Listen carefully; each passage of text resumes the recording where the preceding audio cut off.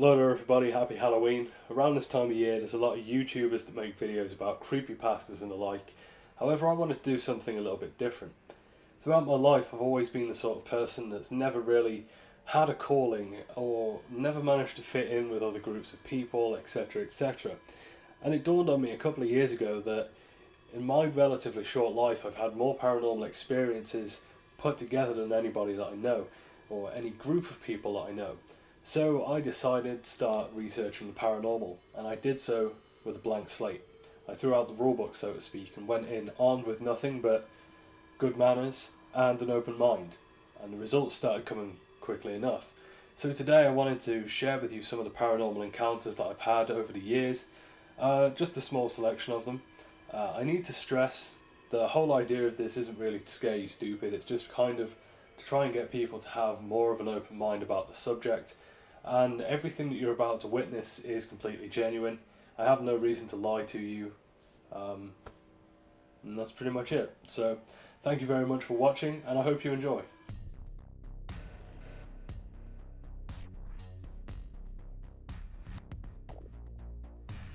So one of the very first paranormal experiences that I ever had happened when I was 9 years old. This one particular day, my mother was wrapping Christmas presents downstairs, and she'd run out of wrapping paper. So she said to me, "Could you please go upstairs, go in my cupboard, and you'll see 2 extra rolls of wrapping paper, bring me one down." So I did as she asked. I went through the kitchen, I went into the hallway, and I put my foot on the first step and my hands on the handrail. Little did I know that I was going to be seeing something in a few seconds that was absolutely going to disturb me down to my core and paralyse me with so much fear that I couldn't move for about 3 minutes. What I actually witnessed was the apparition of a person, and not just any person, but of my grandmother, and I started to realise more and more who this was as time went on. The interesting thing about this, if I was to sum it up to you, is I wasn't seeing a full person. I was seeing a person minus the legs. So as you can kind of imagine, the area of the stomach is kind of floating in midair, and I'm seeing everything upward of that point, the arms, the head. It's a really awkward thing to try and explain to you the way that this looked, because imagine, let's say for example I had a clear glass bottle and I blew cigarette smoke into that bottle and sealed it up. You would see the smoke swirling round on the inside of it, and of course it's contained into the shape of this bottle. Now imagine that smoke being contained into the shape of a human being as it's travelling down the stairs, hands on the handrails, coming towards me. And of course this is obviously unusual within itself, because why is smoke going down? Surely smoke should rise. Well anyway, this thing has moved down at this kind of speed. It's got a quarter of the way down the stairs until it just sort of moves inward on itself and then just explodes out into like a wispy thing, I don't know. But needless to say, I was there for about 3 minutes just in absolute horror and shock. I could not move, I was completely paralysed, until in the end I didn't even bother going upstairs. I just ran back into my mum like the small scared child that I was. But that was the first thing I remember encountering.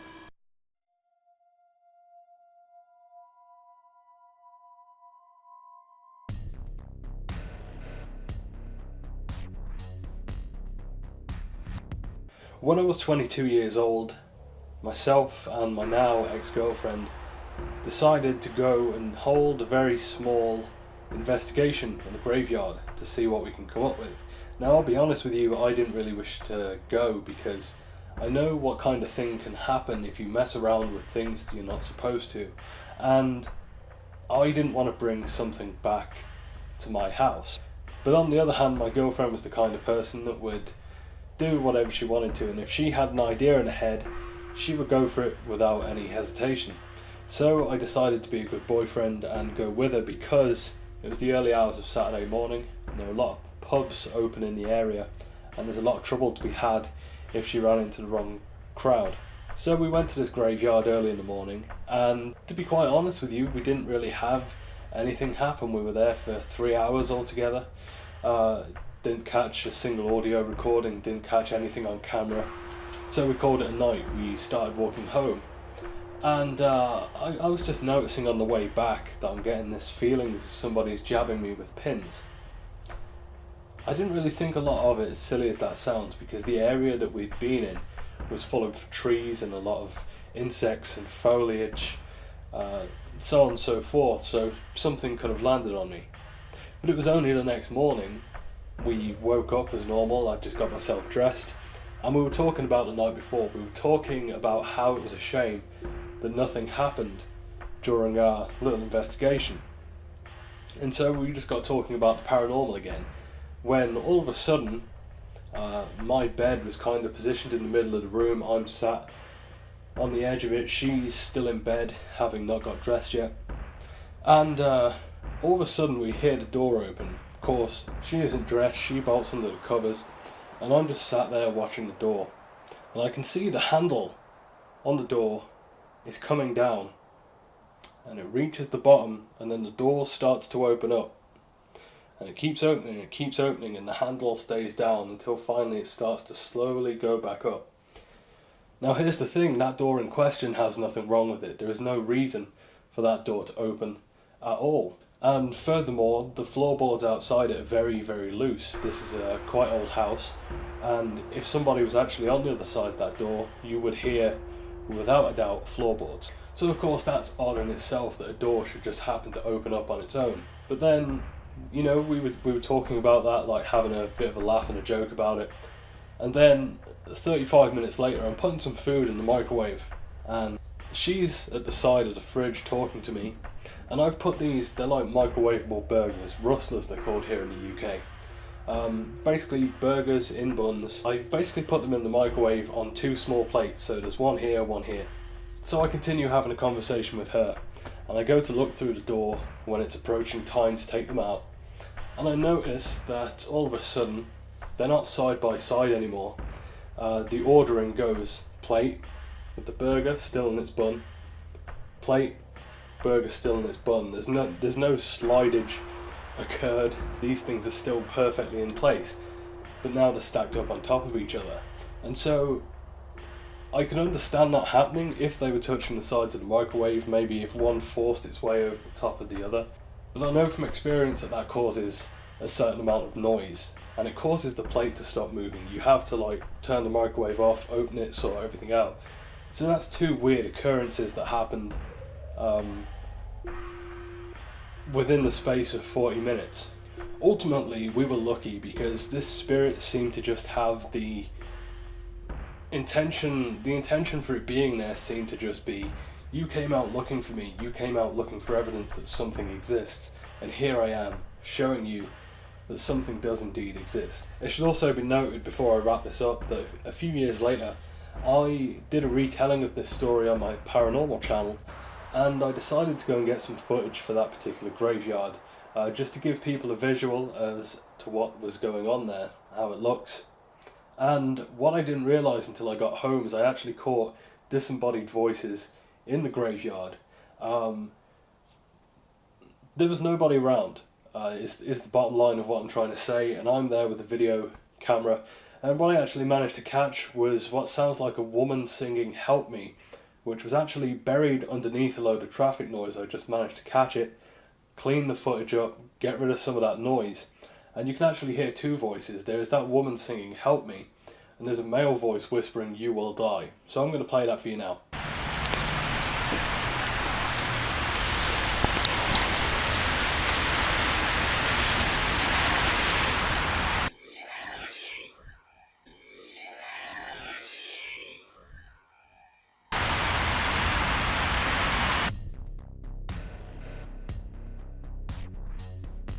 So that clip that you've just heard isn't actually the first or only time that I've caught disembodied voices, voices that are there for no apparent reason and have no logical reasoning for being there in the first place.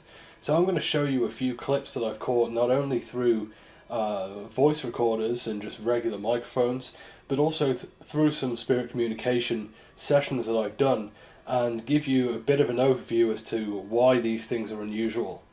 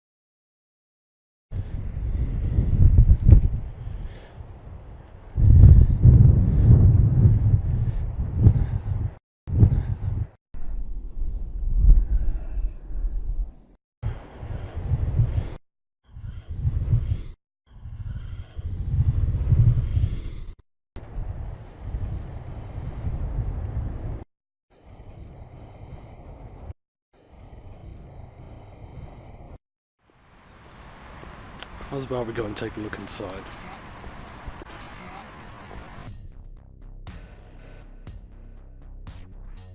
So one of the things that you'll quite commonly see on my paranormal channel is me using what's known as a spirit box, or at the very least a spirit box app. To some people, spirit boxes are very controversial because they don't feel like the evidence collected with them is legitimate, to put it bluntly. I disagree with this. I've had very odd occurrences through using a spirit box. So I'll explain briefly what it is. A spirit box is a hacked radio. Let's say you have a radio with an auto scan feature on it. Imagine cutting that wire.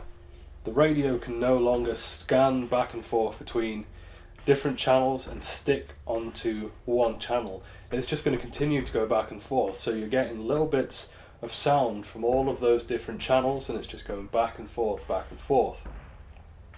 Essentially what you're getting from that is a bunch of radio noise, a bunch of garbage. The interesting thing is, however, if you were to record those sessions with a voice recorder or a video camera, some of the stuff that you pick up is really unusual. If you ask questions, if you ask for names, you'll get names. If you ask for anything you really want, in a lot of cases you're going to get an answer to it. And that's what I'm going to play for you right now. These are some excerpts of spirit communication sessions that I've done with spirit boxes, and the results are very shocking. When I unmute this one at a time, could you all please give me your names? One at a time, please. Keep imagining this blow, across the island. That's exciting. Talk about who. Okay, so I'm going to start asking you guys a few questions. I've just had a really strong feeling that there's someone right next to me. If this was you, when I unmute this, could you please tell me your name? Thank you.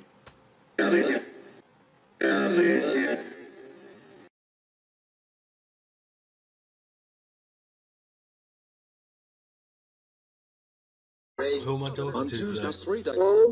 Mom. Oh, no. As Did I just hear Mom? Where? How can I help you guys? help. For now, the final question. I want to be able to build a better relationship with you guys and a better understanding of you. Is there any advice you can give me in order to do that? More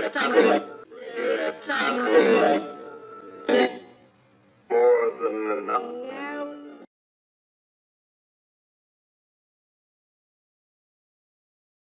I'm going to tell you my name, and if you can you repeat it back to me, please, when I unmute it? My name is Gary. Thank you, my friends.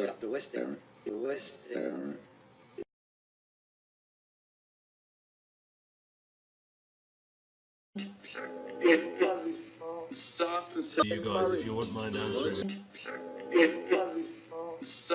You guys, if you wouldn't mind answering. Who's that? Gabby. Pretty sure I just said my name.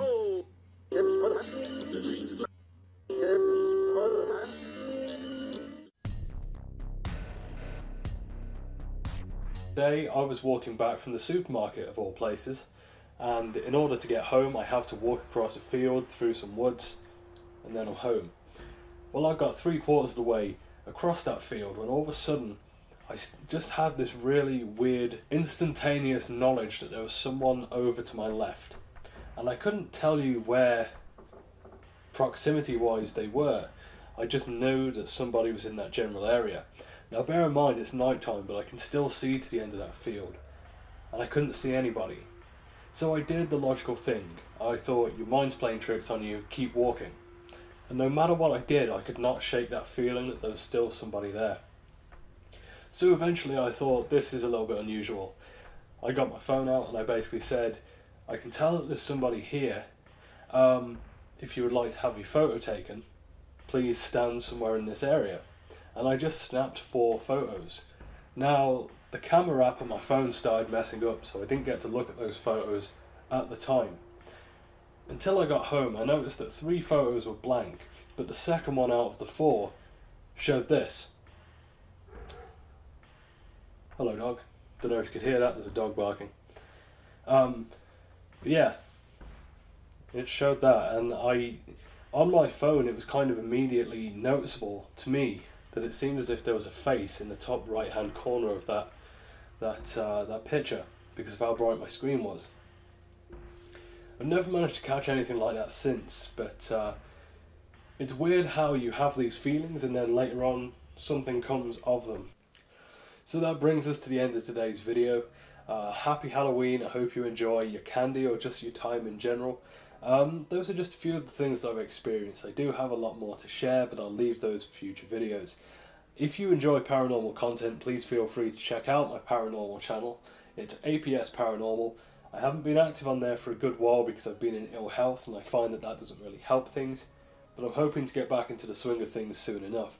So I want to thank you all for watching, and I'll see you all very shortly with more videos. Thank you.